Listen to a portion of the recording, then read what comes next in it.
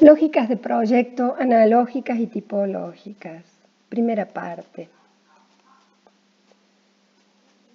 El contenido de esta clase lo pueden encontrar escrito o desarrollado en el libro Domestialidades, primer capítulo, con un texto que se llama Tipológicas, paradojas de la relación, tipo, historia, proyecto. Habría como tres conceptos que aparecen en el desarrollo de esta temática. La mímesis como proveniencia, analógicas del proyecto, lógicas de la semejanza, y tipológicas del proyecto o lógicas del tipo.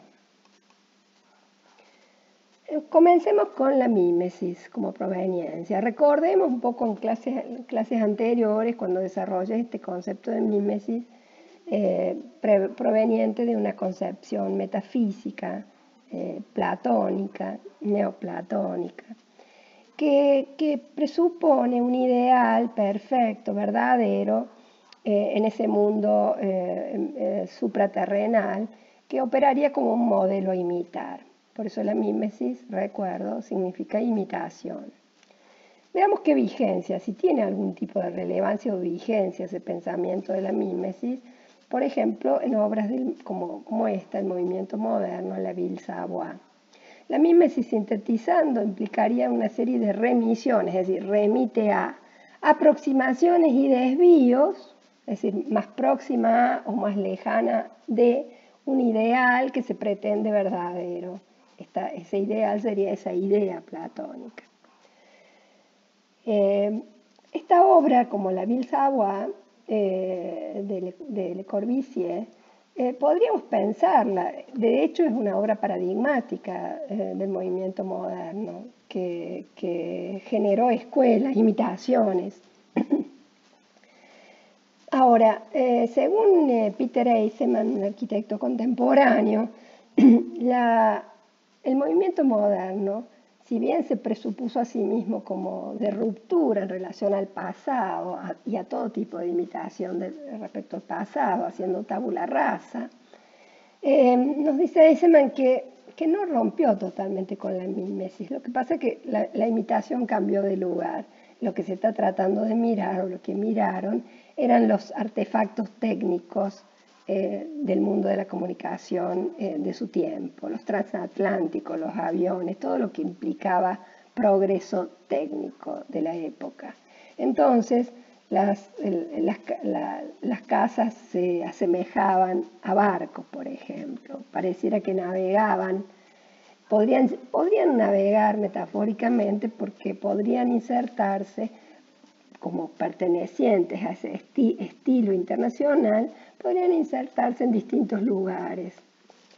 Nos dice Eisenman, cuando las columnas suplen a los árboles y las ventanas parecen escotillas de barcos, los elementos arquitectónicos se convierten en figuras representacionales, es decir, miméticas, que llevan una desmedida carga de significado.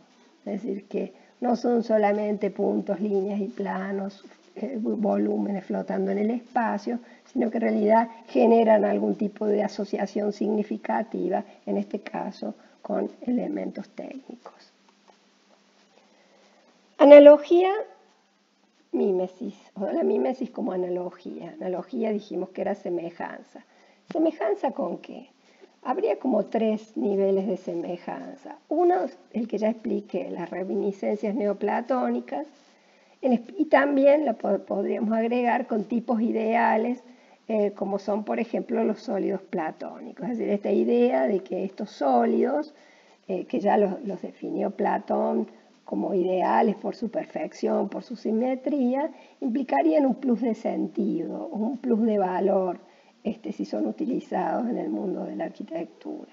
Con el mundo de la naturaleza, analogía que tiene que ver con ese estudio de los seres vivos, de su geometría, de sus crecimientos y decrecimientos, geometría de rectángulos dinámicos, proporciones áureas, divina proporción, o con motivos de la historia, imitando obras de la historia pasada. En este caso ya podríamos pensar en obras de lo que se llamó el posmodernismo.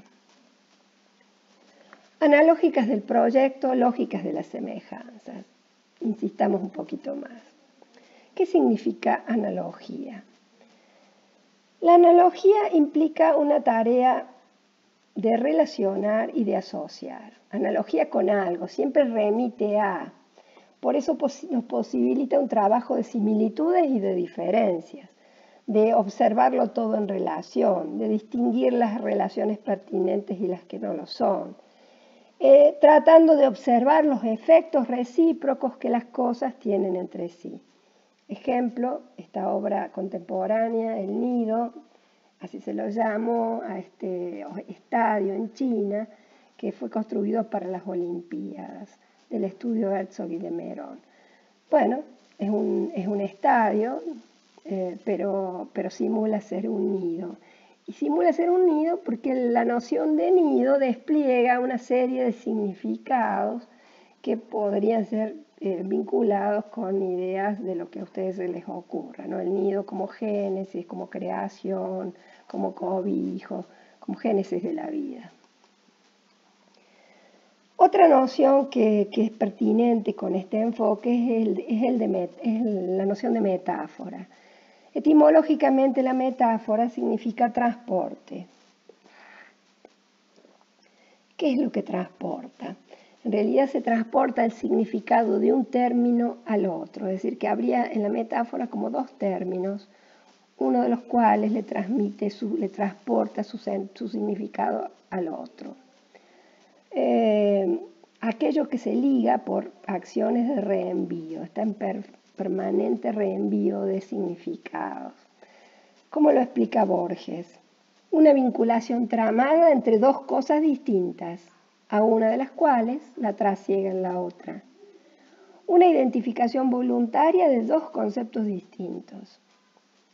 La potencialidad de la metáfora es que une cosas diversas en una sola imagen y por eso es muy efectiva.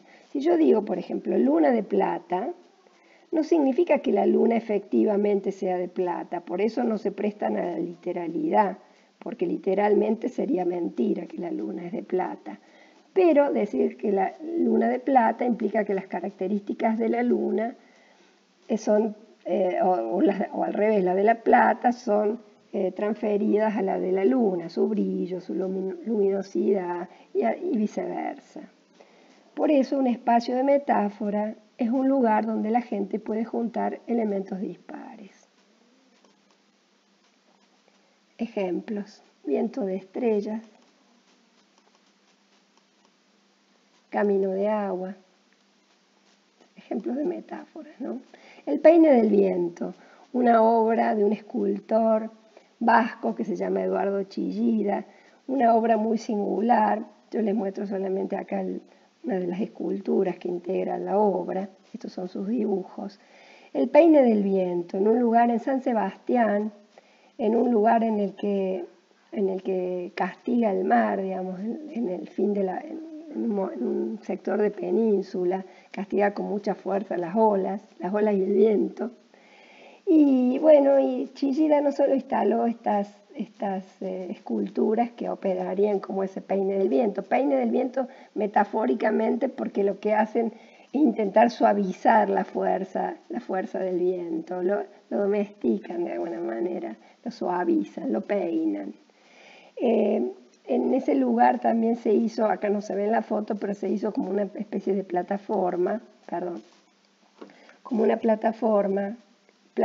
placita, con una serie de huecos, de perforaciones, en donde el agua, las olas, digamos, castigan y se meten por debajo de esos huecos y emergen como chorros de agua que salpican a la gente, pero al hacerlo emiten un sonido.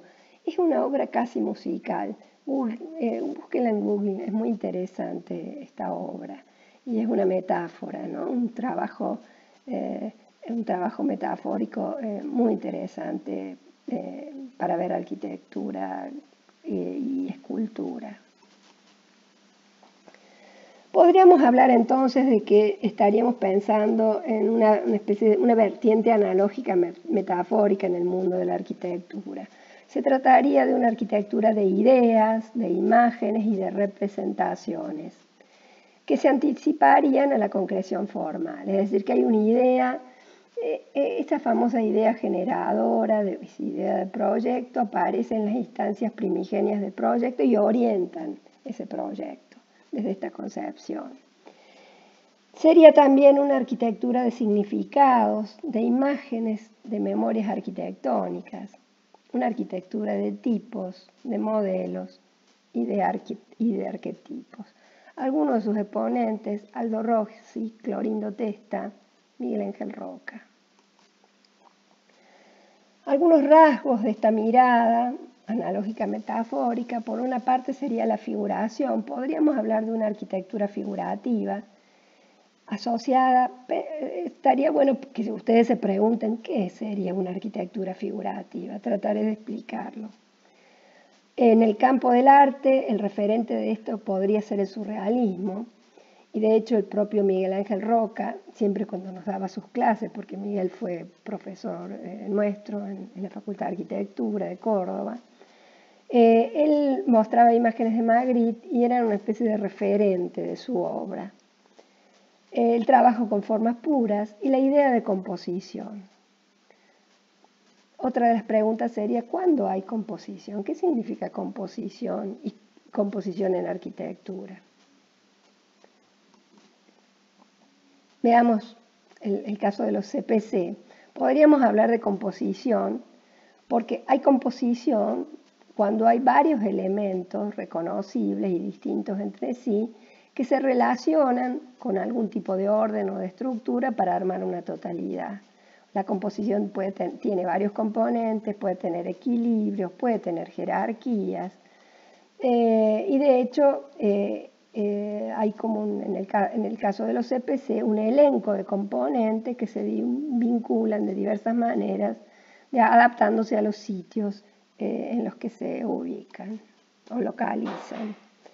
Y además también hay una recurrencia de elementos simbólicos, morfológicos simples, como por ejemplo el cono, los prismas, que tienen una carga, una especie de plus de sentido, como diría Stulwark y Leukovich, en un texto muy hermoso, un libro que se llama Arquitectura Plus de Sentido. También esto tiene la mímesis, podríamos vincularla con esto que les expliqué, esa teoría matemática de la forma que implica un repertorio de formas, de tipos morfológicos, basados en simetrías que caracterizan a las formas naturales y a los organismos vivos. Ese repertorio que tienen un significado, por ejemplo, los sólidos platónicos, el cubo, el significado de estabilidad, la eternidad, la continuidad y la perfección de la esfera, la energía y la inestabilidad del tetraedro. Es decir, podríamos seguir hablando, digamos, de sentidos y de significados que estas formas, estos sólidos comunican. En el caso de Miguel Ángel Roca, en obras más contemporáneas que lo tenemos en Ciudad Universitaria, por ejemplo el pabellón Sepia, que luego fue modificado, ahora funciona ahí la Escuela de Artes. Fíjense, fue concebido como una tipología central con volúmenes que giran alrededor de un centro, patio, hall central. Pero hay algo también del orden de la mímesis, es decir, es una obra que sirve para pensar lo tipológico, los tipos, pero también lo analógico. ¿Analogía en qué sentido? Fíjense, una obra cercana al pabellón Sepia es este pabellón residencial donde funciona filosofía. Y acá aparece, por ejemplo, la mansarda francesa, que a su vez esta obra es analógica, es una analogía en relación a obras a una arquitectura neoclásica en Francia, en París. El techo, digamos, el coronamiento del Sepia puede remitir de alguna manera a la mansarda francesa sin copiarla, o sea, no es literal, pero hay una reminiscencia, digamos. Yo creo que el arquitecto Roca, cuando generó esta obra, consideró de manera muy respetuosa el pabellón residencial contiguo. Y de hecho, cuando él explica la obra, habla en su memoria, dice, un sistema basado en múltiples elementos tipológicos que tienen la posibilidad de variadas combinaciones. Estas nuevas construcciones se componen de una calle-plaza y una serie de cajas de diferentes formas que son las aulas, los auditorios, los servicios y las demás funciones. En el interior, acá pareciera ser que hay una ruptura de la mímesis. Acá la obra se vuelve totalmente contemporánea. Ya no nos está remitiendo algo del pasado, sino que se está rescatando el ingreso de la luz, la vibración, las atmósferas. Otra obra de Miguel Ángel Roca, en Ciudad Universitaria, el Claustrorum. Fíjense, él cuando la define, dice que esto le remite, él recrea con esta obra el claustro original de la universidad, del campus universitario, y en realidad está recreando también el claustro original y generacional de la Universidad Jesuítica desde hace 300 años.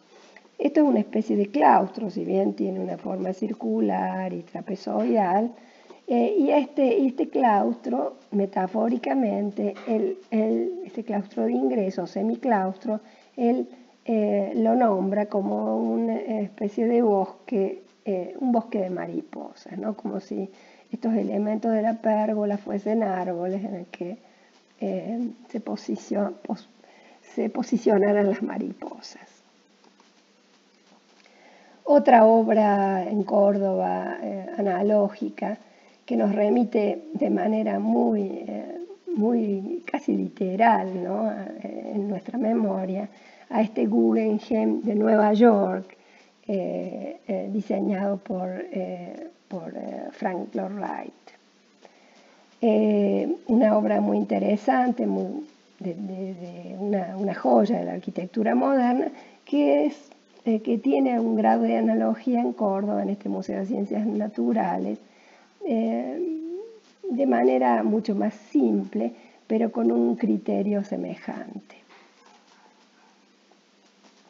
En el caso de Clorindo Testa, la mímesis, en este caso la imitación, está con modelos de la infancia, sería hacia modelos de la infancia, modelos del mundo de los juegos, el RASTI, los modelos para armar, la combinatoria de partes. Esto es la Fundación Conex. Podríamos pensar en Clorindo Testa que hay una especie de repertorio de formas más complejo que el que vimos recién, con mayor complejidad, con mayores particiones, más complejidad en la composición, hay una gran diversidad de elementos diferentes que arman una especie de arquitectura narrativa, una arquitectura que nos cuenta algo, una arquitectura con la que se puede jugar.